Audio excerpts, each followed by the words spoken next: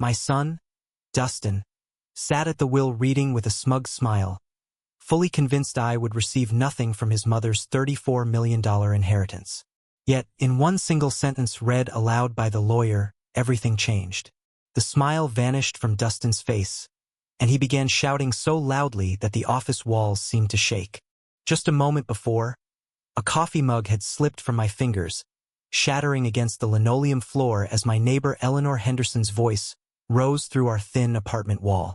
She was yelling that my sprinklers were once again flooding her begonias. I grabbed a dish towel and knelt among the ceramic shards. At 65 years old, I was still cleaning up messes that weren't entirely my fault.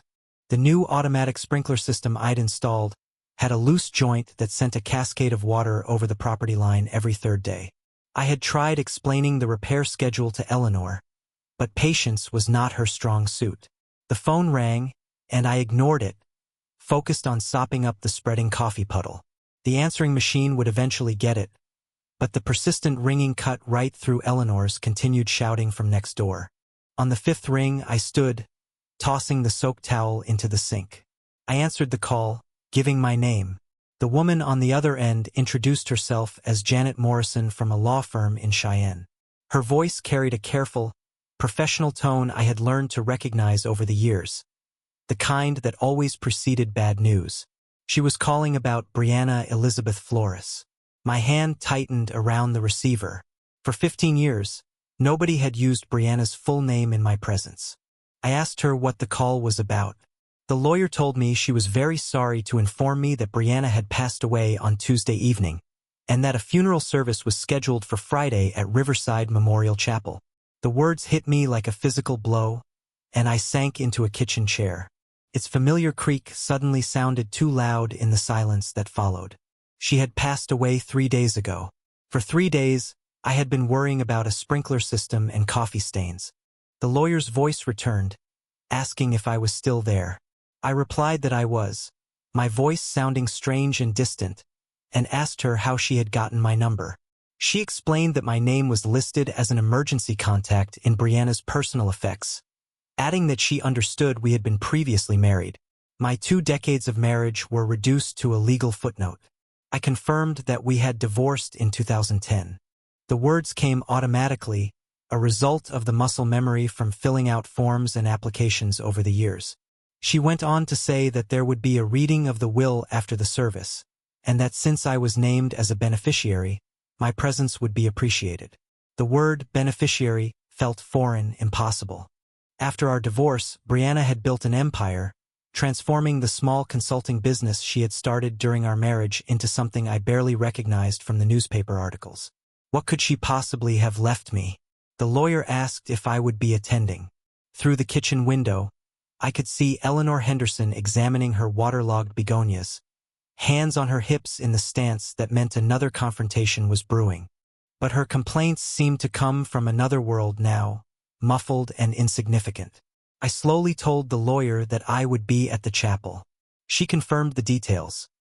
Riverside Memorial on Grand Avenue, with the service at 2 and the will reading scheduled for 4:30 at her offices downtown. I found myself nodding, though she couldn't see me. I said I would be there. After hanging up, I remained in the chair, staring at the phone as if it might ring again with different news. The coffee stains on the floor had already begun to set, dark rings that would need scrubbing, but I couldn't move. I couldn't process the simple fact that Briana, vibrant, stubborn, impossible Briana, was gone. Afternoon lights slanted through the kitchen window, illuminating dust motes that danced like memories I had tried so hard to forget. As I sat there, the name Briana Elizabeth Flores echoed in my mind, each syllable pulling me backward in time until I was standing in Murphy's Diner on a snowy February evening in 1987. I remembered watching a woman in a red wool coat arguing with the manager about his hiring practices. Her voice was clear and uncompromising as she explained that telling her he would not consider female applicants for weekend manager because women couldn't handle the pressure was the most ridiculous thing she had heard all week. I had stopped mid-bite of my apple pie, my fork suspended halfway to my mouth.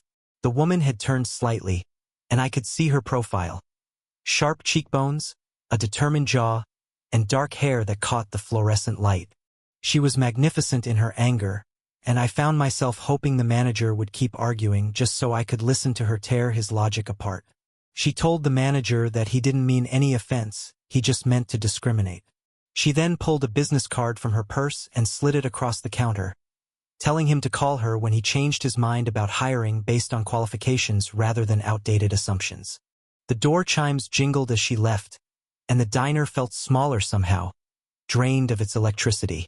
I watched through the window as she climbed into a blue Honda Civic, noticing how she checked her mirrors twice before pulling into traffic. She was careful and methodical but not afraid to fight for what was right. The manager muttered loudly that she was trouble. I stood up, leaving a $5 bill next to my half-eaten pie. I found myself saying with surprising certainty that she was extraordinary. The business card lay abandoned on the counter, and I could read the name. Briana-chan, business consultant. I memorized the phone number before stepping into the February wind. Took me 3 days to work up the courage to call. When I finally did, she answered on the second ring. I introduced myself, reminding her that we hadn't met, but that I had seen her at Murphy's Diner on Friday night. A pause. She asked if I was the man with the apple pie who had defended her honor to the manager. She explained she had heard that because she was getting her gloves from the car, and that I had left a good tip, too. I could hear the smile in her voice. She asked what I could do for her. I asked her to have dinner with me somewhere better than Murphy's. Another, longer pause this time.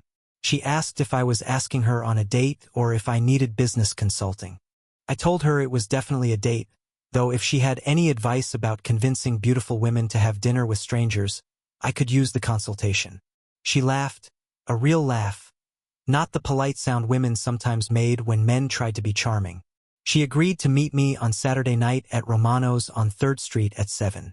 She wore the same red coat to dinner, but underneath was a black dress that made my pulse race. We talked for 3 hours about everything except business. Her childhood in California, my job at the power plant, our shared love of old movies and new books. When she laughed at my story about accidentally flooding my apartment while trying to fix a leaky faucet, I knew I was falling in love. 6 months later, I proposed in that same diner, sliding a ring across the same counter where she had left her business card. I asked her to marry me and make me the luckiest man in Wyoming. She said yes before I had even finished asking. Our wedding day blazed with September sunshine, the kind of perfect weather that makes promises feel possible. Briana wore her grandmother's dress, altered to fit her smaller frame, and carried wildflowers we had picked that morning. My hands shook as I slipped the ring onto her finger. She whispered that we would be together forever, and I believed her completely. Dustin arrived 2 years later, a squalling, red-faced miracle who transformed our quiet house into something alive with purpose. I remember standing in the hospital room, watching Briana cradle our son with the same fierce determination she brought to everything else, thinking that this perfect moment was all I'd ever need. But even then, holding that perfect baby, I noticed how Briana's eyes occasionally drifted to the business magazine someone had left on the nightstand. As Dustin grew from a toddler to a schoolboy, I began to notice things I'd missed in those first blissful years. When he turned 7, Briana bought him a computer. Not a toy, but a real machine worth more than my monthly salary. She explained he needed to understand technology, watching him navigate programs I'd never heard of, telling me the future belonged to kids who thought digitally. I had suggested teaching him to fish instead. She laughed, but not kindly. We had moved by then to Hillcrest Avenue, a house with 3 bathrooms and a kitchen island bigger than our old apartment. Briana's consulting firm had landed a contract with a mining consortium, and suddenly we had money for things I'd never imagined needing. A housekeeper came twice a week. Our refrigerator dispensed ice through the door. Dustin's bedroom looked like a toy store. Briana asked one evening if our new dining room with its crystal chandelier and a table that seated 12 was wonderful, saying we could finally entertain properly.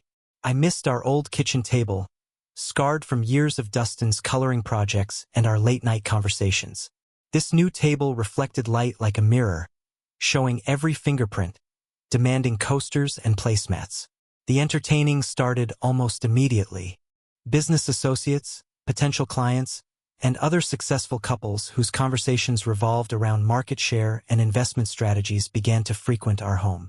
I would wear my best shirt and try to contribute, but discussions about hedge funds and corporate restructuring left me feeling like I was speaking a foreign language badly.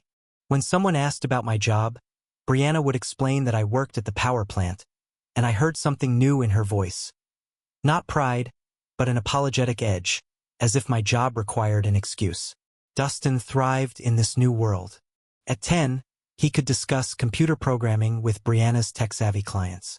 At 12, he was critiquing the wine choices at restaurants I couldn't afford on my own. At 14, he rolled his eyes when I suggested family camping trips, preferring Briana's business conferences in Denver and Salt Lake City. His favorite phrase became that Dad didn't understand, usually delivered with the exasperated sigh of someone far too sophisticated for mundane concerns. The first real fight came on Dustin's 15th birthday. Briana had planned a party that looked more like a corporate networking event, with catered food, hired entertainment, and a guest list full of business contacts and their children. I had wanted something simpler, maybe a barbecue in our backyard with his school friends. I told her the night before that this was embarrassing and that he was 15, not 50. She replied that he was growing up in a different world than we did, adjusting a centerpiece with the same precision she brought to contract negotiations. She said that these connections and relationships mattered and would shape his future.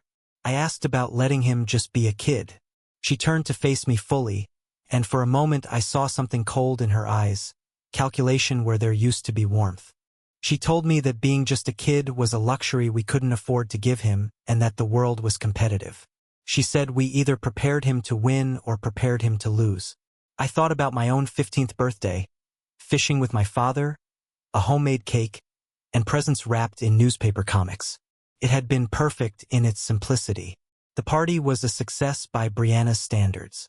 Dustin charmed the adults and their children, received gifts that spoke of serious money, and seemed to have a good time. But I caught him once standing alone by the pool, looking lost among all the sophisticated celebration.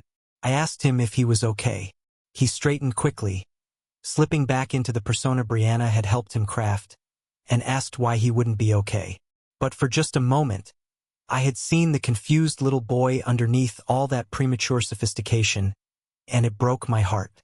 That party marked the beginning of the end, though I didn't recognize it then. What followed were 10 years of slow-motion disaster, like watching a landslide from the bottom of the mountain, inevitable, destructive, and impossible to stop. Briana's business consumed more of her time, more of her attention, more of her soul. Weekend family dinners became conference calls. Vacation plans got canceled for client emergencies. Dustin's school events competed with board meetings, and the meetings always won. She would tell me when I complained about missing another of Dustin's baseball games that I didn't understand the pressure she was under, and that the business supported our lifestyle and that someone had to make the hard choices. But I understood pressure, the kind that came from keeping a power grid running, from making sure thousands of people had electricity when they flipped their switches. The difference was my pressure served something larger than myself.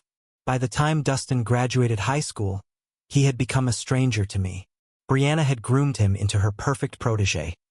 Sharp, ambitious, and dismissive of anything that didn't advance his prospects. When I suggested he consider trade school along with college applications, he looked at me as if I had suggested he become a medieval serf. He said that was the kind of thinking that was holding me back and that I had settled for mediocrity and that he would not make that mistake. His words hit me like a physical blow. Settled for mediocrity? As if 25 years of keeping the lights on for our community meant nothing. As if being a steady, present father was somehow shameful. College made everything worse. Dustin chose business school, Briana's alma mater, naturally, and came home for holidays full of theories about market dynamics and personal optimization. He looked at our house, our life, and our values with barely concealed contempt. He would say that I could do more, as if my contentment was a personal failing. He would compare me to my ex-wife, saying that his mom had started with nothing and built an empire, while I had had the same job for 20 years. I would reply that some things matter more than money, but he had already stopped listening. The final explosion came during his senior year. Briana had been working 100-hour weeks on a massive acquisition deal. I had been handling everything at home: grocery shopping, laundry, and the mundane tasks that kept life running. When she missed Dustin's graduation because of a client crisis, I finally said what had been building for years. I told her this was enough and that family had to come first sometimes. She stood in our kitchen, that crystal and granite shrine to success, still wearing her business suit at midnight, checking emails on her phone. She told me not to dare lecture her about priorities, because everything we had and everything Dustin had accomplished existed because of her work. I asked what about everything we had lost. She finally looked up from her phone, genuinely puzzled, and asked me what I meant.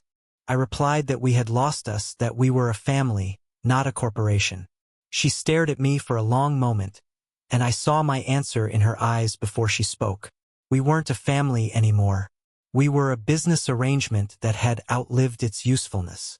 She quietly said that maybe it was time we stopped pretending this was working. The divorce took 6 months. Briana's lawyers were efficient, professional, and devastating.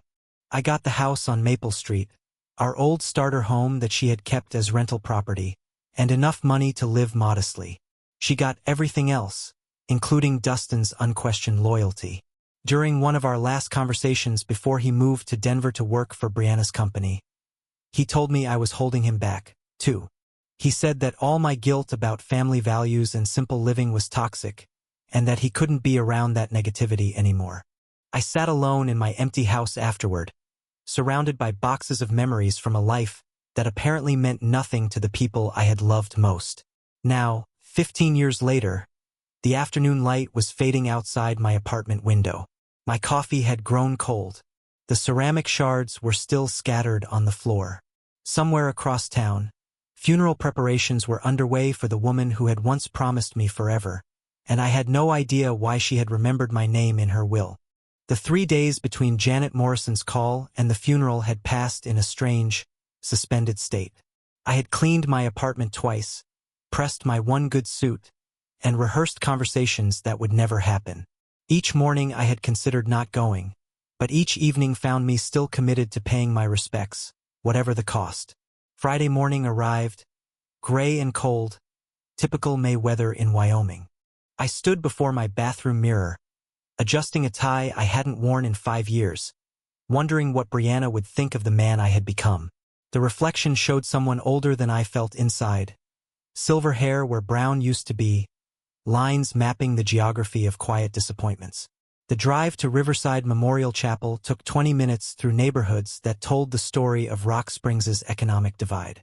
My modest apartment complex gave way to middle-class subdivisions, then to the manicured lawns and stone facades where Briana's circle lived. The chapel sat on a hill overlooking the town, its Gothic architecture suggesting permanence and prosperity. Cars lined the circular drive, Mercedes sedans, BMW SUVs, a handful of Teslas that probably cost more than I had made in my best year. I parked my 15-year-old Honda between a Lexus and a Cadillac, feeling like an intruder at someone else's celebration. The chapel's interior whispered money. Mahogany pews, stained glass windows, and flowers arranged with artistic precision. At least 200 people filled the space, their conversations creating a low hum of respectful mourning mixed with business networking. I recognized some faces from the business dinners Briana had dragged me to during our married years, but most were strangers from the life she had built after me. I slipped into a back pew, hoping to remain invisible until the service ended. But whispers followed my arrival like ripples in still water. A woman in an expensive black suit nudged her companion, pointing discreetly in my direction. I caught fragments of conversation. Her ex-husband. They couldn't believe he had come after what he had put her through. The stories had taken on their own life over the years. Apparently, in this version, I was the villain who had held back a brilliant woman, the anchor that had nearly drowned her ambitions. I had learned long ago not to fight narratives that served other people's need for simple explanations. Then, a voice cut through the chapel's murmur like a blade. Dustin. I looked up to see my son striding down the aisle, his face a mask of disbelief and barely controlled anger. At 37, he had inherited Briana's sharp features and commanding presence. He was dressed in a suit that probably cost more than my monthly rent, and success radiated from him like heat from pavement. He had an expensive watch, a perfect haircut, and the confident posture of someone who had never doubted his place in the world. He asked loudly across the chapel what I was doing here, turning heads and silencing conversations. I stood slowly, meeting his gaze, and told him I had come to pay my respects. My son's reply was that I had lost the right to do that 15 years ago. He moved closer to me, close enough that I could smell his cologne, something sophisticated and aggressive. He told me that my ex-wife wouldn't have wanted me there. Maybe not, but I needed to be there. He questioned why I needed to be there, if it was to ease my conscience or to play the grieving widower for people who knew exactly what kind of husband I had been. The chapel had fallen completely silent, and 200 pairs of eyes focused on our confrontation like spectators at a sporting event. I felt the familiar weight of judgment, the same pressure that had suffocated me during the final years of my marriage. But this time something was different. This time I had nothing left to lose. I assured him I wasn't there to cause trouble and that I would just sit in the back and not speak to anyone. I told him when the service ended I would leave. Dustin's voice rose, and he told me to leave now. The crowd murmured their approval. He said I had embarrassed her enough when she was alive, and not to compound it by pretending to grieve her death. I remained standing, holding his stare. The chapel buzzed with anticipation. Before I could respond, Dustin turned to address the gathered mourners, his voice carrying the practiced authority of someone accustomed to commanding rooms. He apologized for the disruption during what should have been a time of remembrance. He then gestured toward me with the casual dismissal of someone swatting a fly, and told the crowd that I seemed to have forgotten that divorce meant you were no longer family. A few people nodded, and someone whispered their agreement. I felt heat rising in my cheeks but forced myself to remain calm. For those who don't know, Dustin continued, warming to his theme, this is Jerry Flores, the man who spent 22 years holding back one of the most brilliant women this town has ever produced. He went on, saying that while his mother was building an empire that employed hundreds of people, I was content to punch a time clock and complain about her ambitions. I told him that was enough. He replied by asking if it was because I thought these people deserved to understand why I was really there. He then turned back to the crowd, like a prosecutor addressing a jury, and said that I had taken half her assets in the divorce despite contributing nothing to her success. He said I had spent 15 years acting like the victim while she built something magnificent. The crowd was fully engaged now, and a few heads were nodding in agreement. I saw faces I recognized, former neighbors, people I had considered friends during the marriage, but none of them met my eyes. He said she had supported me for years while I refused to grow, refused to take risks, refused to be the partner she deserved. He then said that now that she was gone, I had shown up expecting sympathy, expecting to be treated like I had mattered in her life. Each word landed like a physical blow, not because they were entirely untrue, but because they reduced 22 years of marriage to a simple story of failure and blame. I thought about defending myself, about explaining the complexity of what we had shared, the love that had existed alongside the growing incompatibility. But what was the point? These people had chosen their narrative long ago. Dustin concluded by saying that his mother had died building something that would outlast all of us, and that she had deserved a husband who would have helped her reach those heights, not one who had tried to drag her down to his level. The chapel fell silent. I stood there, fully exposed, feeling the weight of 200 judgmental stares. Part of me wanted to walk out, to spare myself the continued humiliation, but another part, the part that had loved Briana Chen more than anything else in the world, refused to be driven away from her final goodbye. I asked him quietly if he was finished. Dustin's eyes flashed with surprise. He had expected me to crumble, to slink away in shame. When I remained standing, his confidence flickered for just a moment. I told him I had loved his mother for 40 years, 22 of them as her husband, 18 more as someone who wished her well, despite everything that had gone wrong between us. I told him I wasn't there to make claims or demand recognition, but that I was there because once upon a time we had made promises to each other that had mattered, and I was choosing to honor that memory.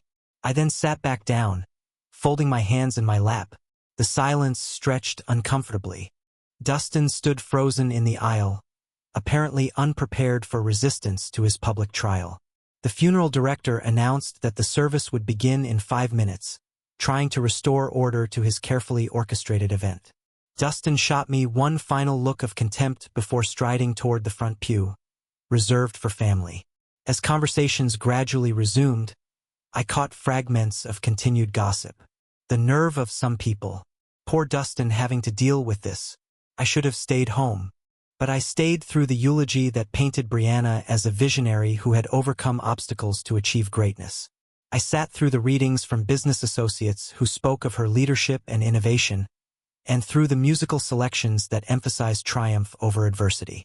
When it ended, people filed past, offering condolences to Dustin while pointedly ignoring me. I waited until the chapel had mostly emptied before standing to leave. A man in an expensive suit approached me. It was Dan Morrison from Morrison Welsh and Associates, carrying a leather briefcase. He asked if he could have a word. I felt the familiar weight of exhaustion settling over me like a heavy coat. The ordeal was nearly over. I could slip out through a side door, drive home to my quiet apartment, and try to forget this entire humiliating experience. Around me, people were gathering their things, and the subtle restlessness that signals a formal event's end was in the air. Dustin stood near the front, accepting condolences with the practiced grace of someone accustomed to being the center of attention. A few people glanced my way, but most had already dismissed me as irrelevant to the day's proceedings. I was reaching for my jacket when Dan Morrison's voice stopped me. He approached with measured steps, his impeccable suit a contrast to my own tired appearance. Up close, he looked younger than I had expected, maybe 50, with sharp eyes behind wire-rimmed glasses, and the kind of confident bearing that came from years of handling wealthy clients' affairs. He offered his condolences and introduced himself. I thanked him, noting his firm grip and direct gaze, and told him the service was very nice. He said Briana would have appreciated it, as she had been quite specific about her final arrangements. He paused, glancing around the emptying chapel. He wondered if he could have a word with both Dustin and me. He said there were some matters they needed to discuss regarding Briana's estate. Before I could respond, Dustin appeared at my shoulder, his expression shifting from practiced grief to alert interest. He asked Dan if they could finally handle the business side of things. Of course, Dan replied. He said these matters required careful attention. He told us he would like both of us to come to his office for the will reading. Dustin's eyebrows rose.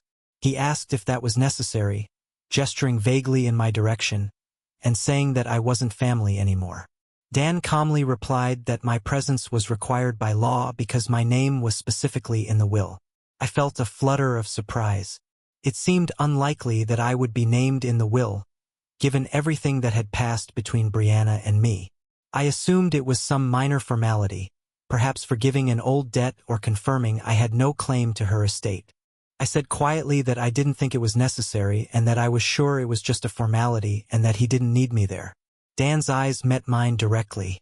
He said that he was afraid he did need me there, and that Briana had been very specific about who should be present for the reading and that both Dustin and I must be there. Something in his tone suggested this wasn't negotiable. Dustin looked annoyed, but shrugged with the casual confidence of someone who knew he had nothing to worry about. He said to me with barely concealed impatience to try not to make this more difficult than it needed to be. The walk to Dan's office took us 3 blocks through downtown Rock Springs, past buildings that had watched the town's fortunes rise and fall with the energy industry. Dan maintained professional small talk, comments about the weather and the turnout at the service, but his neutral observations revealed nothing about what awaited us. His office occupied the top floor of a restored Victorian house, with dark wood and leather-bound books that spoke of established success. Certificates and diplomas lined the walls, interrupted by photographs of Dan with various local dignitaries and business leaders. It was exactly the kind of place Briana would have chosen, prestigious but not ostentatious, successful but respectful of tradition. Dan gestured toward 2 leather chairs positioned in front of his mahogany desk, and told us to please have a seat. Dustin claimed the chair closest to Dan, leaving me the one slightly to the side, which felt appropriate given my peripheral status in these proceedings. Dan settled behind his desk and opened a thick file folder, extracting several legal documents with the careful precision of someone who had performed this ritual countless times. The afternoon light slanted through tall windows, illuminating dust motes that danced like tiny spirits in the suddenly quiet room. Before they began, Dan expressed his condolences again, saying that Briana was not only a valued client but someone he considered a friend, and that her loss was deeply felt by everyone who had known her. Dustin nodded solemnly. I remained silent, unsure what response was expected from someone whose relationship with the deceased was so complicated. Dan lifted the top document, several pages bound with a blue backing, and cleared his throat. He said that this was the last will and testament of Briana Elizabeth Flores, executed on March 15, 2024, and properly witnessed according to Wyoming state law. He said the will superseded all previous wills and codicils and had been written only 14 months ago. I wondered what had prompted Briana to update her will so recently. Had she been sick? Had something happened that made her contemplate mortality? Dan said the will confirmed that Briana was of sound mind and disposing memory when the documents were prepared, and that she was under no undue influence or coercion. His voice carried the formal cadence of legal proceedings, with each word carefully enunciated. Dustin leaned forward slightly, his hands clasped together. I could see the anticipation in his posture, a man preparing to claim his inheritance, to finally step fully into the empire his mother had built. Dan turned to the second page of the will, his reading glasses catching the afternoon light as he continued in his measured, professional tone. He began reading the specific bequests and devises. He read that he was leaving the family home at 847 Hillcrest Avenue to his beloved son, Dustin Michael Flores, along with all furnishings, artwork, and personal property contained therein. Dustin smiled, a satisfied expression spreading across his face. The Hillcrest house was worth at least $800,000, a substantial property with mountain views and enough space to entertain business associates properly.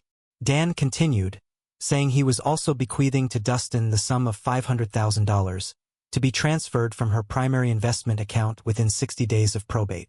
$500,000 plus the house. I watched Dustin's reaction carefully, noting how his smile flickered slightly around the edges. He was pleased, certainly, but I could see him calculating in his head. $500,000 was significant money, but Briana's business empire was worth far more than that. Where was the rest? Where was the company? Dustin tried to mask the note of uncertainty in his voice as he said that was wonderful, but asked about his mom's business interests and the company. Dan set down the first page and lifted the second, his expression remaining professionally neutral. He said he was continuing with the specific bequests, and told Dustin to allow him to finish reading the relevant sections. I shifted in my chair, feeling increasingly like an intruder witnessing a private family moment. $500,000 was more money than I had seen in several lifetimes. Combined with the house, Dustin was receiving an inheritance that would set him up comfortably for years. It seemed appropriate, natural even. He was Briana's son, her chosen successor in life, the person she had groomed to understand her world. Dan continued, saying the bequest to Dustin included the following conditions. The inheritance was contingent upon his continued employment with Flores Consulting Solutions for a minimum of 2 years following the date of the will's execution, or until such time as the company was sold or dissolved. Now Dustin looked genuinely confused. Conditions? What kind of conditions? And what did he mean by until the company was sold? Who would sell it? Dan simply told him he was reading the will as written and that those were his mother's words, not his. An air of tension began to creep into the room. Dustin's confident posture shifted slightly, his hands unclenching and reclenching in his lap. I found myself leaning forward despite my intention to remain detached from these proceedings. Dustin asked for a clear understanding. He said he got the house and the $500,000, but there were strings attached, and he was talking about the company being sold, which he said didn't make sense because his mom would never sell the company since it was her life's work. Dan removed his glasses and cleaned them carefully, a gesture that seemed designed to give everyone a moment to process what they had heard. When he replaced them, His gaze moved between Dustin and me with an expression I couldn't quite read. He said that Briana's will contain additional provisions that address the disposition of her remaining assets, the company, her investment portfolio, and several other significant holdings. Dustin demanded to hear them and asked what these other provisions were. I watched this exchange with growing unease. Something about Dan's manner suggested that we were approaching territory none of us were prepared for. The careful way he was parsing his words, the slightly apologetic tone creeping into his voice, it reminded me of the way doctors spoke when they had difficult news to deliver. Before he continued, Dan settled back in his chair and emphasized that these documents represented Briana's final considered wishes. He said they were prepared after extensive discussion and consultation, and she was adamant about their contents. The room fell silent, except for the ticking of an antique clock on Dan's bookshelf. Dustin stared at the lawyer with growing alarm, while I found myself wondering why Briana had insisted I be present for what seemed like a straightforward family matter. Dan lifted the third page of the will, his eyes scanning the text briefly before looking up at both of us. However, he said, his voice carrying a weight that made my stomach tighten, there were additional provisions that fundamentally altered the distribution of Briana's estate. He then looked directly at me for the first time since we had entered his office. Something in his expression made my stomach tighten, a mixture of sympathy and professional obligation that suggested I was about to hear something I wasn't prepared for. However, he continued, his voice taking on additional weight, the will contained provisions for the disposition of her remaining assets, which constituted the majority of her estate. Dustin leaned forward even further, his hands gripping the armrests of his chair. He demanded to finally hear about the company and the rest of her investments. Dan returned his attention to the document, clearing his throat with the deliberate pause of someone about to deliver life-changing news. He read that to his former husband, Jerry Michael Flores, he was bequeathing the sum of $33.5 million to be transferred from her primary investment accounts and securities portfolio. The words hung in the air like smoke from an explosion. I felt my mouth fall open, a physical reaction I couldn't control. $33.5 million. The number was so large it didn't seem real. It didn't seem to apply to someone like me sitting in a lawyer's office in Rock Springs, Wyoming. I managed to say that there must be some mistake and asked if he had said $33.5 million. He confirmed that he had. His tone remained professionally neutral, but I caught something in his eyes, not surprise, but the careful observation of someone watching expected chaos unfold. Dustin's face had gone completely white, then flushed red, as if his blood couldn't decide which direction to flow. He demanded to know what he had just said. Dan continued reading, apparently determined to deliver the complete bombshell. He was also transferring to me the controlling interest in Flores Consulting Solutions, including all subsidiary companies, real estate holdings, and business assets. The transfer included 65% ownership of all corporate entities and an appointment as chairman of the board of directors. Couldn't breathe. The room seemed to tilt sideways as if the laws of physics had suddenly changed their minds about how the world should work. Controlling interest in Briana's company, the empire I had watched her build from nothing, the business that had eventually consumed our marriage, the source of wealth that had made me feel so inadequate. She was giving it all to me. I said my voice was barely a whisper and that this couldn't be right and that there had to be some error in the documentation. Dan assured me there was no error and said the documents were prepared under Briana's direct supervision. He said she had reviewed every word multiple times and confirmed these were her exact wishes. Dustin shot to his feet so abruptly his chair rolled backward and struck the wall. He said that this was impossible and that she wouldn't have done that. He then turned to stare at me with an expression of pure disbelief mixed with something darker, and asked what I had done and how I had manipulated her. I replied weakly that I hadn't done anything and that I hadn't spoken to his mother in 15 years. The word exploded from Dustin like a gunshot. People don't just give away $33 million to their ex-husbands for no reason. He said I must have gotten to her somehow, convincing her when she was sick and not thinking clearly.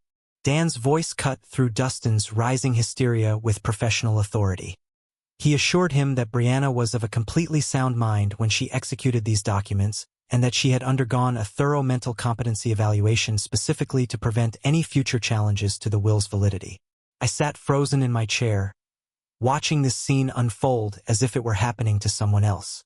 The numbers Dan had read, $33. 5 million, controlling interest in a multimillion-dollar company, belonged in a different universe than the one where I worried about grocery bills and car repairs. But why? I asked, the question emerging from some deep place of confusion and disbelief. Why would she do this? Dan gathered the will documents into a neat stack, his movements careful and deliberate. Mrs. Flores left specific instructions regarding that question, Mr. Flores. She asked me to share a personal message with you after reading these provisions. Dustin's face contorted with rage and betrayal. Personal message? She left him a personal message, but cut me out of everything that mattered. You received a substantial inheritance, Dustin, Dan replied calmly. $500,000 and a valuable property represent more wealth than most people see in their lifetimes. Compared to what he's getting? Dustin pointed at me with a shaking finger. You're talking about hundreds of millions in total assets. The company alone is worth more than everything else combined. The room pulsed with tension so thick I could taste it. Somewhere in the back of my mind, I realized that my entire life had just changed in ways I couldn't begin to comprehend. But all I could focus on was the impossible fact that Briana, stubborn, ambitious Briana, who had grown to resent everything I represented, had somehow decided to give me everything she'd built. That's when Dustin completely lost control. This is fraud, he screamed, his voice cracking with rage. Criminal fraud. She was manipulated, coerced, mentally compromised. He whirled toward me, his face twisted with fury and disbelief. You did something to her. There's no other explanation. I shrank back in my chair, overwhelmed by the violence of his reaction. Dustin, I swear to you, I had no contact with your mother. I didn't even know she was sick. Liar. He slammed his palm against Dan's desk, sending papers scattering. Nobody gives away everything they've built to someone who abandoned their family. Someone who couldn't even be bothered to call when she was dying. She didn't abandon anyone, I said quietly, finding some small reserve of strength. Our marriage ended, but that doesn't mean. It means exactly that. Dustin's voice rose to a near shriek. You walked away from us. You took your pathetic settlement and disappeared into your pathetic little life while she built an empire. And now you want me to believe she just decided to hand it all over to you? Dan's voice cut through the chaos with professional authority. Mr. Flores, Dustin, I understand this is difficult news, but I must insist you control yourself. These are your mother's clearly stated wishes, executed with full legal authority. Dustin spun toward the lawyer, his eyes blazing. I want every document examined. I want psychiatric evaluations. I want to know every single contact this man had with my mother in the past 5 years. There were no contacts, Dan replied calmly. Mrs. Flores made that very clear when she explained her decision. Explained her decision. Dustin's laugh was bitter and sharp.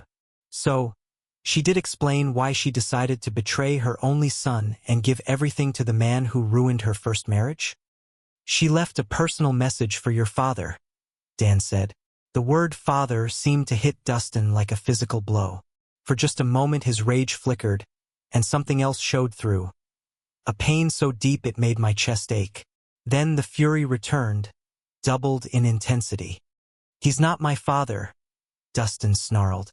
My father would have been there when she needed him. My father would have supported her dreams instead of trying to drag her down.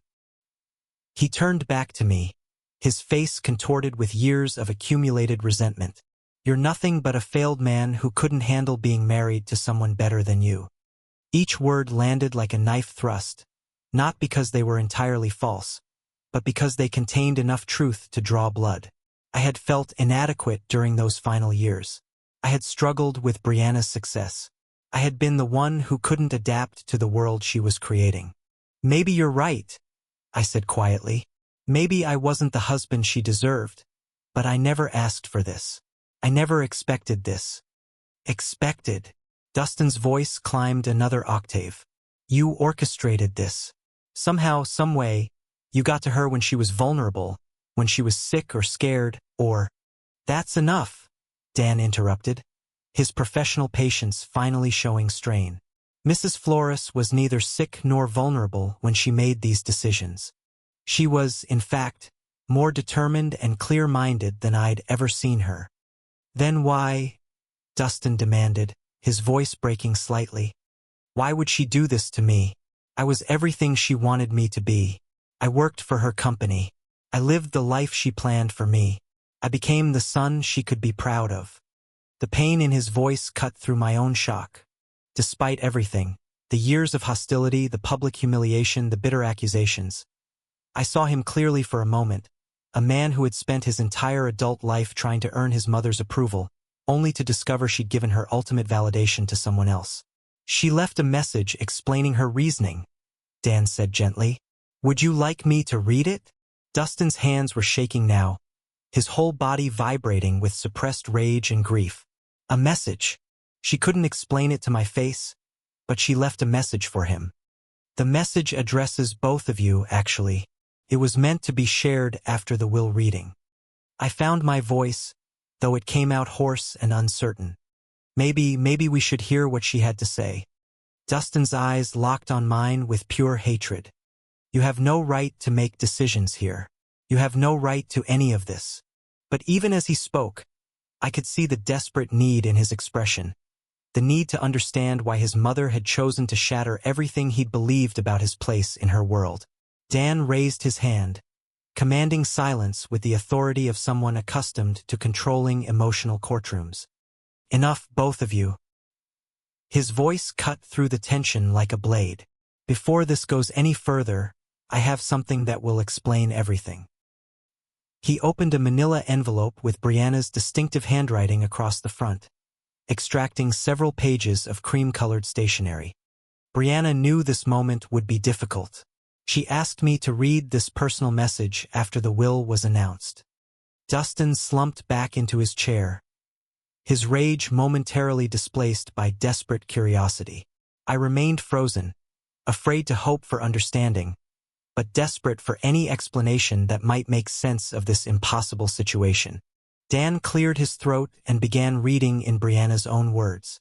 My dearest Jerry, if you're hearing this, it means I'm gone, and you're probably sitting in Dan's office, wondering if the entire world has lost its mind. I can picture your face, that expression you used to get when I'd rearrange the living room furniture without warning. Confused but trying to be polite about it. Despite everything, I felt my lips curve into the ghost of a smile. She'd captured that expression perfectly, and somehow hearing her voice through Dan's reading made her feel present in the room. I know this inheritance comes as a shock. I know you're probably thinking there's been some terrible mistake, that you don't deserve this money or this responsibility. But Jerry, you're wrong. You deserve every penny, and I'm going to tell you why. Dan paused, glancing up at both of us before continuing. I never stopped loving you. Not during our worst fights. Not during the divorce proceedings. Not during these 15 years of stubborn silence. I was angry with you for not understanding my ambitions. But I was angrier with myself for choosing those ambitions over our marriage. You tried to save us, Jerry. You begged me to find balance, to remember what mattered. I was too proud and too afraid to listen. The words hit me like physical blows. I felt tears starting, hot and unexpected, as decades of guilt and regret crystallized into this moment of impossible absolution. Dustin. The message continued, and I saw my son's head snap up at hearing his name. My beautiful, brilliant boy. I know you're furious right now, probably convinced your father somehow manipulated me. But sweetheart, you're not ready for this inheritance. Not yet. Dustin's face went white, then red, cycling through emotions too quickly to track. You've lived your entire adult life in the shadow of my success, accepting the benefits without understanding the responsibility. You've never had to build something from nothing, never had to make the hard choices that wealth requires. More importantly, you've spent 15 years hating a good man for crimes he never committed. That's not true. Dustin whispered, but his voice lacked conviction. Dan continued reading. Jerry taught me about character, about integrity, about the kind of strength that doesn't need to prove itself through cruelty or judgment. I forgot those lessons when I chose money over marriage, business over love. But I never forgot the man who taught them to me. I was crying openly now, not caring how it looked. Briana's words were rebuilding something inside me that I thought was permanently broken. The sense that I had value, that my quiet life of dignity and service meant something. Dustin, you have received enough to live comfortably and explore who you might become without the weight of unlimited wealth. Learn to build something yourself. Learn to value people over profit. Learn to forgive your father for the crime of being human and imperfect. Dustin made a sound like a wounded animal, but whether from rage or pain, I couldn't tell. Jerry, you're inheriting more than money. You're inheriting the chance to do what I should have done, to use wealth as a tool for good rather than a weapon for proving superiority. I trust you because you never wanted this, because you'll never use it to hurt people the way I sometimes did. The message continued for several more paragraphs, outlining practical arrangements and expressing hopes for both our futures. But the core message was clear. Briana had chosen love over entitlement, character over expectation, wisdom over wealth. When Dan finished reading, the office fell into profound silence. I sat with tears on my cheeks, overwhelmed by the gift of knowing that Briana had loved me until the end. Dustin stared at the floor, his entire worldview crumbling around him. Finally, Dan folded the letter carefully and placed it back in its envelope. She asked me to give this to you, Jerry. The original is yours to keep. I reached for the letter with trembling hands, holding the last conversation I would ever have with the woman who had shaped my life in ways both beautiful and painful. The weight of Briana's words settled over the office like dust after an explosion. For several minutes, none of us spoke. I held her letter against my chest, feeling the physical reality of her final gift. Not just the money, but the restoration of my worth in her eyes, and more importantly, in my own. Dustin was the first to break the silence. "This isn't over," he said quietly, but the fire had gone out of his voice. "I can contest this. Mental incapacity, undue influence, fraud. There are ways to challenge a will." I looked at him, really looked at him, for the first time since we'd entered Dan's office. I saw a man who had spent his entire life expecting the world to bend to his wishes, who had never learned that love couldn't be inherited or demanded, only earned. "You could try," I said gently. "But your mother was right, Dustin. You're not ready for this responsibility. And you are." His laugh was bitter, hollow. "You're a nobody, Dad. A retired power plant worker with no business experience, no connections, no understanding of what it takes to run a company worth hundreds of millions." For a moment, the old Jerry, the one who had felt inadequate for 22 years, wanted to agree with him. But Briana's words echoed in my mind. "You deserve every penny." "Maybe you're right," I said, standing up slowly. "Maybe I don't know anything about running a business empire, but I know something your mother valued more than business expertise." "What's that?" "I know the difference between serving others and serving myself." Dustin's face twisted with a final flash of rage. "This is insane." She was sick. She was old. She wasn't thinking clearly. Dan's voice cut through the outburst with professional finality. "Your mother was 62 years old and in perfect mental health when she executed these documents. She underwent extensive psychological evaluation specifically to prevent the kind of challenges you're threatening." "Then why?" Dustin's voice cracked like a teenager's. "Why would she do this to me?" I felt a surge of unexpected compassion for this angry man who was, despite everything, still my son. "She didn't do it to you, Dustin. She did it for you. She gave you a chance to discover who you are when you're not living in the shadow of unlimited wealth." "I don't want that chance." The words exploded from him with the force of 15 years of entitlement and expectation. "I want what's rightfully mine." "What's rightfully yours," I said quietly, "is $500,000 and a house worth nearly $1 million.